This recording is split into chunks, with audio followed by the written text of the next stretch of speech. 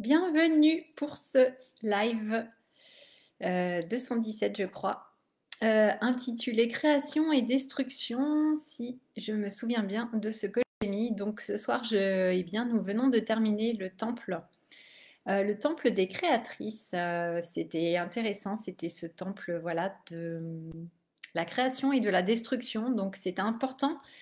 C'est un thème important, je pense, dont il faut parler, qui est nécessaire, puisque nous avons ces énergies présentes en nous et que vu que nous sommes encore dans la dualité, s'il y a la création, l'autre face, c'est la destruction. Et donc, sommes-nous à l'aise avec la destruction? C'est une grande question importante qui est intéressante à poser et à contempler. Et donc, ce soir, nous avons vu la déesse Kali. Voilà, ça fait un moment déjà que cette déesse est présente, que je la ressens moi personnellement dans ma vie et qu'il y a des enseignements par rapport à cette énergie de destruction, cette énergie de création. Et donc, c'est vraiment important de pouvoir eh bien, voir un petit peu où nous en sommes avec ces énergies-là, de ne pas nous laisser justement consumer par ces énergies que nous ne maîtrisons pas ou dont nous pouvons avoir peur, ou cette énergie que nous refoulons. Effectivement, c'est une énergie très puissante, c'est une énergie de feu aussi. Hein. On dit que Kali, bah voilà, c'est peut-être pas une déesse, mais la langue noire féroce du dieu Ani, du dieu du feu. Hein. Donc Kali, c'est dans les Védas, dans cette religion hindoue.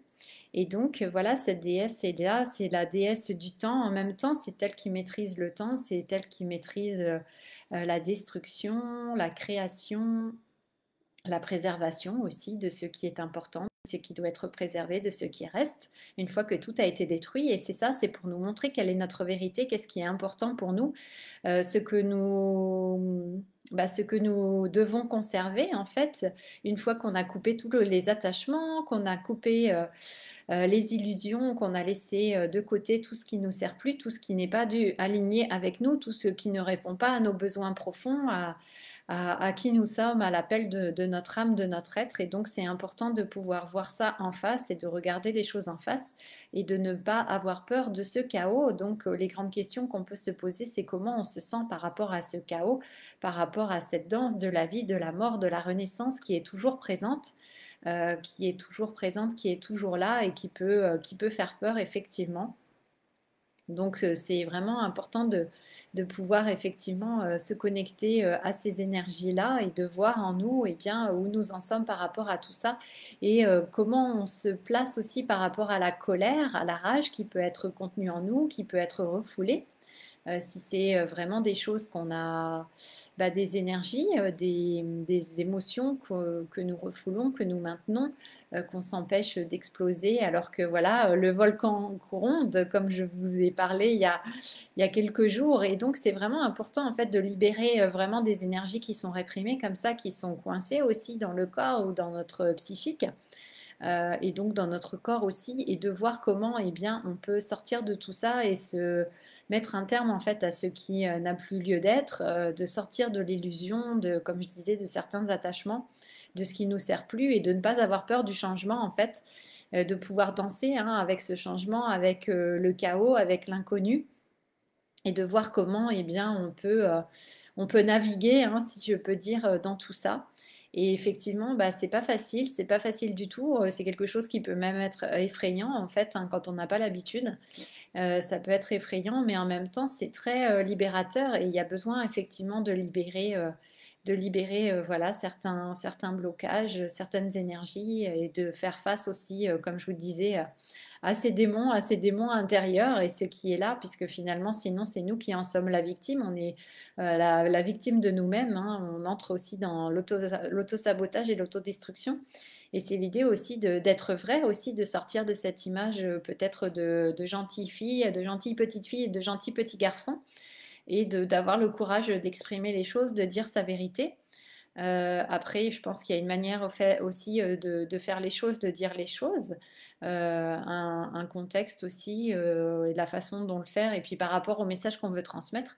Et ça me fait penser aussi, vous savez, c'est comme bah, les bardes, ils pouvaient raconter une histoire, je vous l'ai déjà dit, mais j'ai envie de le redire là ce soir. Ils peuvent raconter une histoire et à chaque fois l'histoire va changer parce qu'elle s'adapte au public et à qui l'histoire est destinée. Donc, c'est pas que vous êtes en train d'inventer une nouvelle histoire ou que vous n'êtes pas vrai, vous n'êtes pas authentique, mais vous adaptez seulement votre message aussi à votre audience en fait et à ce qui a besoin d'être dit dans le moment présent. Donc voilà, ayons du discernement dans les choses. Moi, j'ai envie d'appeler aussi cette énergie du discernement et je pense que Kali, elle est là aussi pour faire le ménage dans ce qui a besoin d'être conscientisé et d'avoir ce discernement dans les choses. Et puis les illusions, les projections aussi qu'on peut faire sur les autres, hein, sur les personnes de notre entourage. Voilà, je pense on fait toutes des projections plus ou moins importantes sur certaines personnes, sur certaines situations, sur ce qui on anticipe des choses. On projette des choses sur certaines personnes. Et puis, il y a aussi cette idée aussi, vous savez, moi aussi beaucoup dans ma vie, d'idéaliser certaines personnes, d'idéaliser certains entrepreneurs ou certains thérapeutes ou certains maîtres spirituels, de mettre ces personnes sur un piédestal, de voir qu'un seul côté.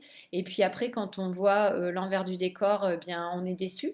Mais en fait, finalement, à quoi on s'attendait aussi? Ben, on s'attendait peut-être à une image de perfection qui n'est pas la réalité. On s'attendait peut-être à voir une personne, je ne sais pas, surhumaine et puis pas humaine. Et finalement, on est déçu quand on se rend compte que la personne est humaine, hein. Et c'est juste un visage, un aspect, une facette qu'on n'avait pas vue. Donc finalement, est-ce qu'on connaît vraiment, est-ce qu'on se connaît soi complètement? Je n'en suis pas sûre. Est-ce qu'on connaît les autres complètement aussi? Je n'en suis pas sûre du tout non plus, hein. Voilà, tout le monde arrive toujours finalement à nous surprendre à un moment ou à un autre parce qu'on rencontre justement une facette qu'on n'avait pas forcément vue. Et donc c'est important, voilà. Pardon, Kali, oui, Kalima, cette mère qui est là, c'est une mère qui est féroce, mais qui est aimante aussi et qui est prête à faire des actions fortes aussi, à détruire certaines choses pour que ce qui reste, ce soit quelque chose d'authentique, quelque chose de, oui, authentique le plus possible, quelque chose qui est vrai, qui est important pour nous et quelque chose qui est adapté finalement à qui nous sommes aujourd'hui quand on a évolué, quand on a marché un certain chemin et par rapport où nous en sommes aujourd'hui. Donc c'est vraiment quelque chose d'alchimique qui exige, qui est très exigeant, hein, vraiment de lâcher vraiment ses forces, de lâcher la dualité et de pouvoir, avec Ali, il n'y a pas de bien ou de mal, hein, il y a juste finalement ce qui est. Et donc, c'est vraiment une énergie très importante, hein, très importante. Et une fois qu'on sort vraiment du chaos, de la destruction, on rencontre, bien comme je disais, ce qui doit être préservé, ce qui reste. Et ce qui reste de beau, en fait, on retrouve encore une fois notre lumière. Je vous en ai beaucoup parlé ces derniers jours, mais c'est ça aussi. Et on retrouve voilà, ce qui doit être préservé dans tout ça.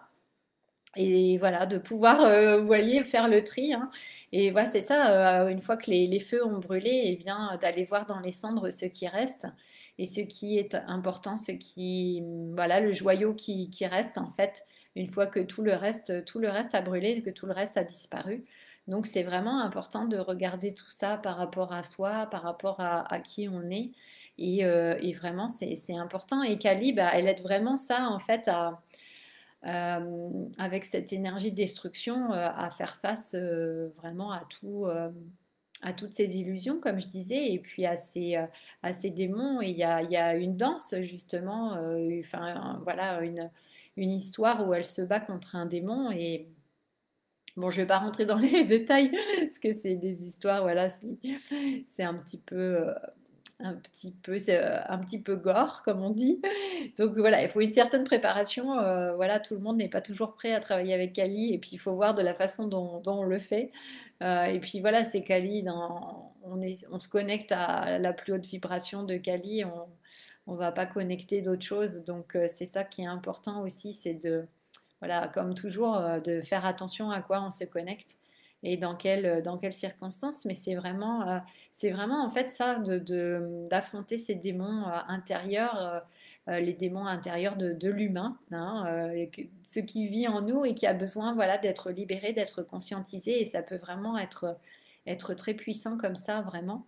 et puis de nous aider vraiment, vraiment le plus possible dans notre vie, de nous aider dans notre création, et ça nous aide effectivement à éliminer en fait tout ce qui fait obstacle, tout ce qui nous entrave, tout ce qui nous enchaîne, et qu'on puisse vraiment laisser circuler vraiment cette énergie de vie, puisque Kali, c'est aussi la mère qui donne la vie aussi, effectivement.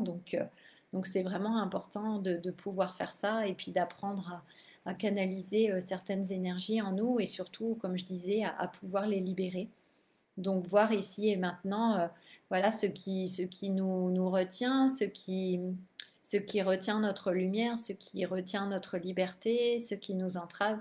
Donc de voir effectivement comment Kali peut nous aider en ce moment dans notre vie par rapport à ce qu'on traverse. Et donc voilà, c'est ce que nous avons exploré ce soir avec les créatrices, et c'était vraiment intéressant de voir en fait comment chacune se situe par rapport à ses énergies. Est-ce qu'on est une personne aussi qui est à l'aise aussi avec la colère ou avec la rage qui peut exister en soi ou chez les autres?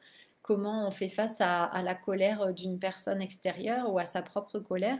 Et tout ça, c'est des discussions qui sont vraiment importantes, parce qu'il peut y avoir tellement de peur, de refoulement aussi par rapport à ça. Et puis à un moment, effectivement, quand c'est des choses qu'on n'a pas connectées, pas rencontrées, il y a un moment où ça peut exploser, et voilà, on peut avoir peur de ça, de devenir incontrôlable et de ce qui va se passer, et peur de la destruction, de ce qui va être détruit.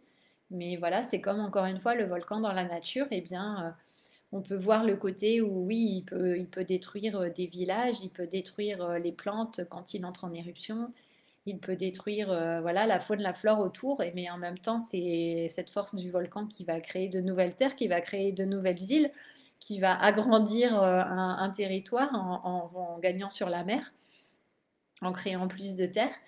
Et voilà, et puis cette lave qui peut devenir voilà, un terreau, une terre fertile pour que la vie reprenne et que tout repousse. Donc voilà, c'est ça, c'est ce que j'ai envie de vous partager ce soir, de voir vraiment ces deux facettes de la création et de la destruction, et de ne pas avoir peur effectivement de ce qui doit être détruit, en fait, pour entrer vraiment bien, le plus possible dans la vérité, de ne pas avoir peur finalement. Il y a toujours cette peur de blesser ou de faire du mal aux autres dans nos propos ou dans des actes. Je ne sais pas si c'est votre cas, mais moi je sais que c'est une peur que j'ai. Et il y a un moment, eh bien, peut-être Kali a dit stop, il y a un moment où c'est important de s'exprimer. Et effectivement, eh bien, on ne maîtrise pas, on ne contrôle pas la manière dont les personnes reçoivent notre expression, de la manière dont c'est interprété, parce qu'effectivement, nous avons tous et toutes nos filtres. Donc, entre ce qu'on dit, ce qui est compris, enfin, entre ce qu'on dit, ce qui est entendu, ce qui est compris et ce qui est retenu du message, effectivement, il peut y avoir beaucoup de malentendus finalement. Ça peut être très complexe, et finalement, on peut avoir l'impression qu'on ne se comprend pas et qu'on ne parle pas la même langue. Je ne sais pas si ça vous l'a déjà fait dans certaines situations avec certaines personnes où finalement on a l'impression oui, qu'on ne parle pas de la même chose, ou presque effectivement qu'on n'a pas vécu la même chose. Et puis, en fait, c'est normal, et je veux dire, c'est humain aussi. Et puis, on comprend parce on est effectivement, on est façonné par tout ce qu'on a vécu, par nos croyances, nos programmations. Donc, effectivement, on est en train de parler presque de deux langues différentes. Donc, comment on arrive à se rejoindre, à se comprendre, ça, c'est une grande question. Et je pense qu'effectivement, avec cette énergie de Kali, ça peut être vraiment important de ressentir que Kali, elle peut vraiment nous aider à clarifier les choses aussi, hein. Et puis voilà, c'est une grande initiation, c'est une grande initiatrice. C'est une énergie voilà, qui est puissante, encore une fois. Donc, il y a voilà, d'être soyons prudents aussi. Mais voilà, c'est une énergie qui nous amène vraiment dans l'énergie vitale, dans l'énergie de vie, dans ce qui est sauvage, dans ce qui est puissant, et dans ce qui est aimant aussi. Dans voilà, ce qui est aimant aussi. Kali, elle fait pas les choses par haine ou par vengeance. Elle fait les choses par amour. Hein. Donc c'est important aussi de voir encore une fois ce lien avec le cœur, ce lien avec l'amour, et de se reconnecter à la voix de la vérité du cœur aussi. Et puis des fois ça peut sortir de façon violente. c'est possible. Mais disons que c'est une énergie comme ça qui peut être puissante, qui peut être reçue comme violente avec cette énergie de Kali. Mais, euh, mais peut-être c'est l'expression justement d'une énergie de vie. C'est l'expression d'un besoin d'être entendu, un besoin de s'exprimer, un besoin d'être reconnu. Donc voilà, c'est ça. Je trouve vraiment que c'est... En tout cas, moi, je trouve vraiment que c'est voilà, une divinité, une énergie qui est vraiment intéressante. Et c'est vraiment cet archétype, comme je disais, de la créatrice et de la destructrice. Il y a vraiment ces deux facettes. Et de la préservatrice, celle qui va préserver ce qui doit rester. C'est... Voilà, je pense que c'est vraiment intéressant de se pencher sur cette énergie et sur ces enseignements, surtout quand on souhaite créer des choses, quand on souhaite faire des choses, mettre en place des choses dans notre vie, certaines actions.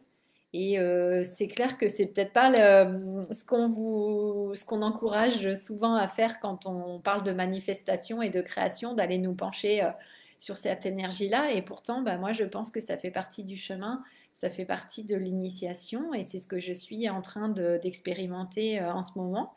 Et même si c'est pas, voilà, c'est pas facile, mais en même temps, je trouve que ça nous reconnecte à notre puissance. Ça permet de regarder nos peurs en face, vraiment de nous libérer de certains attachements. Et ça permet aussi, je pense, euh, encore une fois, de reconnecter et de réconcilier le féminin et le masculin aussi. C'est intéressant parce que Kali, elle est vraiment dans une énergie d'action, donc c'est l'énergie masculine aussi qui est là, tout en étant voilà une divinité féminine. Elle nous connecte aussi à cette énergie masculine où elle est complètement effectivement dans l'action quand elle est dans ce combat avec ce démon. Et puis ce qui est intéressant dans ce combat avec ce démon, voilà que quand il y a ce combat dans cette histoire, dans cette légende avec Kali, à la fin, eh bien, elle marche sur Shiva, mais en fait, c'est le démon, en fait, le démon qu'elle combattait, une fois qu'elle lui a coupé la tête. Excusez-moi pour voilà, cette violence ce soir. Mais une fois qu'elle lui a coupé la tête, eh bien, ensuite, eh bien, elle marche. Elle est debout sur le corps de Shiva, mais en fait, c'est que le démon a été transformé en Shiva. Le démon s'est transformé en divinité, en Shiva, et puis voilà, et qui va pouvoir lui aussi eh bien, reprendre vie et renaître, et ça va devenir un être, enfin, c'est un être lumineux, une divinité. Donc, vous voyez, c'est ça. En fait, elle n'est pas en train de marcher sur les hommes ou de détruire les hommes. C'est le démon, une fois qu'il est transmuté, transformé, bah, il se transforme en Shiva, donc il devient la lumière. Voilà, et elle est la partenaire aussi de Shiva. Donc voilà, c'est sa comment on dit ça, pas sa contrepartie, mais ça, je trouve plus le mot. Bref, ça me reviendra. Comment on dit dans les, ouais, bon, bref. Voilà. Donc c'est important, voilà, de pouvoir, je pense, si c'est quelque chose qui vous parle, voilà, pas forcément, voilà, juste écouter une fois ça, et puis voir si c'est quelque chose qui vous parle et que vous avez envie d'en savoir un peu plus, de l'explorer.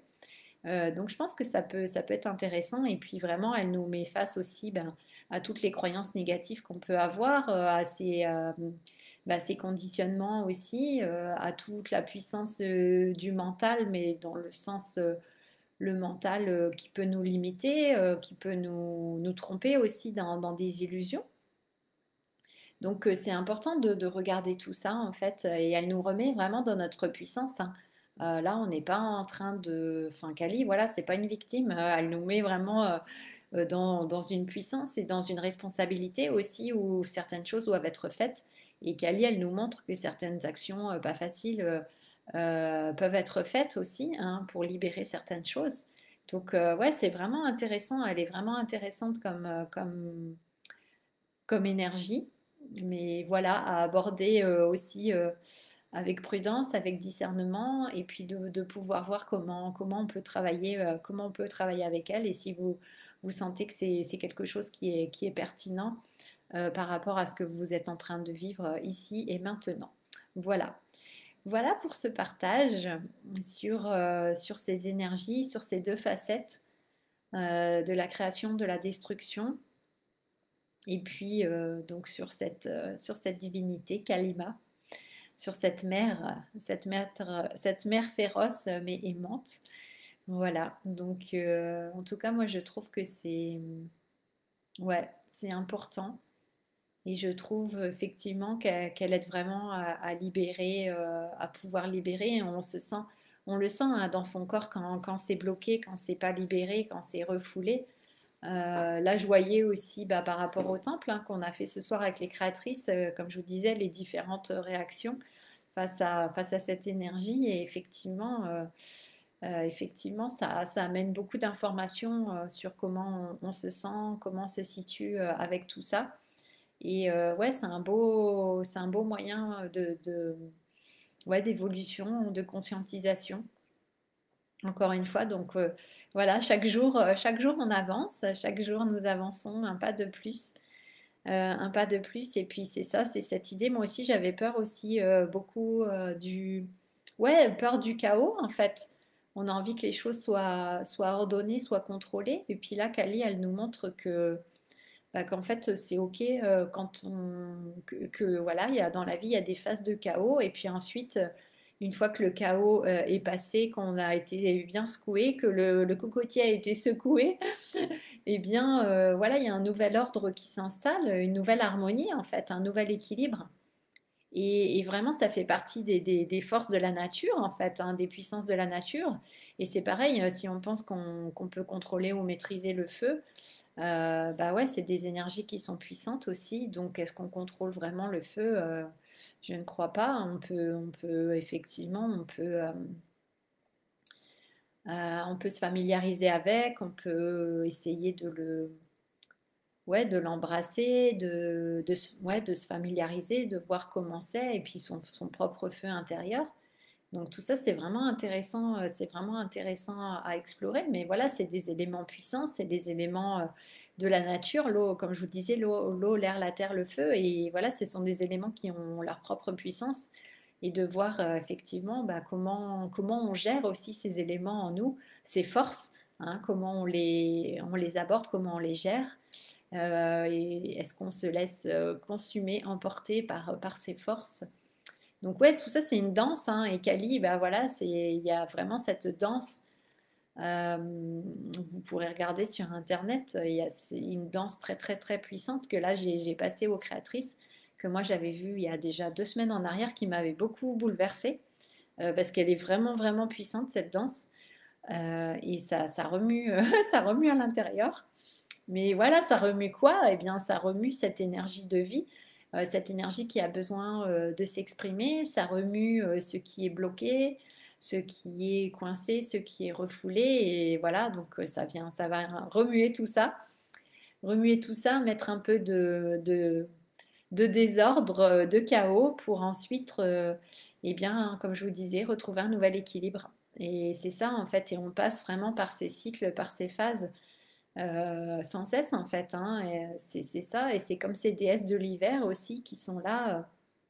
Je vous avais parlé de cette figure de la Caléar, de cette déesse de l'hiver, qui est là aussi, bah, comme la nature en hiver, qui est là avec le gel, les tempêtes, les vents forts, qui a un côté qu'on pourrait qualifier de destruction, mais en fait qui vient bien transmuter les énergies, qui vient transmuter ce qui est ancien, ce qui est passé, et voilà, qui a besoin d'être transmuté, de disparaître pour laisser place au renouveau. Et là, on va entrer bientôt, hein, on est déjà entré dans ces énergies du printemps, du renouveau.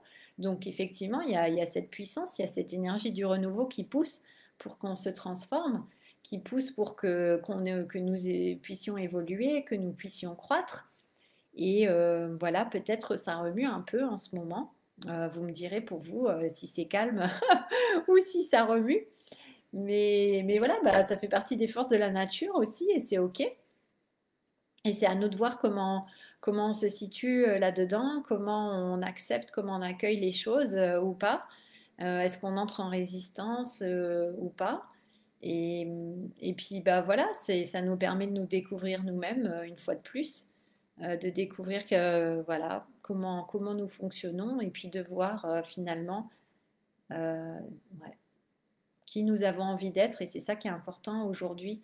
Hein, comme je vous disais hier, qu'est-ce qu'on a envie de vivre, qui nous avons envie d'être, qu'est-ce qu'on a envie de choisir comme voie, quelles sont les créations, les projets que nous avons envie euh, de créer, de matérialiser, de mettre dans la matière et de quelle façon on le fait.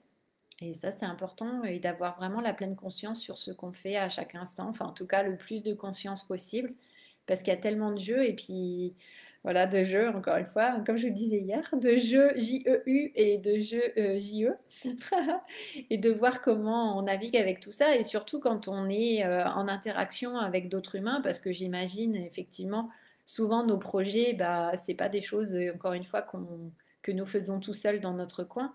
Souvent, c'est en lien, en interaction avec des gens, hein, avec d'autres humains. Et bah, dès que des humains sont en interaction, il s'en passe des choses. Et ça éveille tellement de choses. Donc voilà, c'est intéressant de regarder ce qui se passe et de prendre aussi eh bien, du recul avec tout ça et le plus possible, ouais, de voir les émotions qui s'élèvent et peut-être effectivement une fois que les émotions, la vague émotionnelle est passée, eh ben, on peut peut-être, il est 21h, il est 22h11 quand je vous dis ça. Je regarde encore ces heures miroirs, ça me parle aussi à chaque fois, j'irai voir après. Et oui, donc une fois que la vague émotionnelle est passée, eh bien, on peut regarder. Et moi, je vous avais dit que je suis une autorité émotionnelle hein, dans le design humain. Donc voilà, il y a besoin que la vague émotionnelle passe pour ensuite essayer d'y voir plus clair dans ce qui est vraiment en jeu, dans ce qui est vraiment en jeu, ce qui se joue et ce qui est vraiment important. Voilà, dans tout ça. Et voilà, où tout cela nous mène. Donc voilà, c'était ma réflexion du soir, voilà, que j'avais envie de partager avec vous. Vous me direz comment ça résonne en vous, si vous le souhaitez. Et voilà, ouais, c'est intéressant tout ce qui se passe, ça bouge, ça bouge, ça bouge beaucoup. Mais voilà, ça bouge pour laisser place à la vie, au vivant. Donc c'est très bien comme ça. Mm. Voilà, je vous souhaite une très belle nuit ou une très belle journée. Voilà, et puis on se retrouve demain. Demain pour un nouveau live, je viendrai après, je pense, avant ou après la cérémonie d'ouverture du programme Wild and Wise. Donc je me réjouis vraiment, ça y est, nous y sommes, ça va être ouais, une grande aventure. Voilà, je vous embrasse et je vous dis à demain. Ciao, ciao.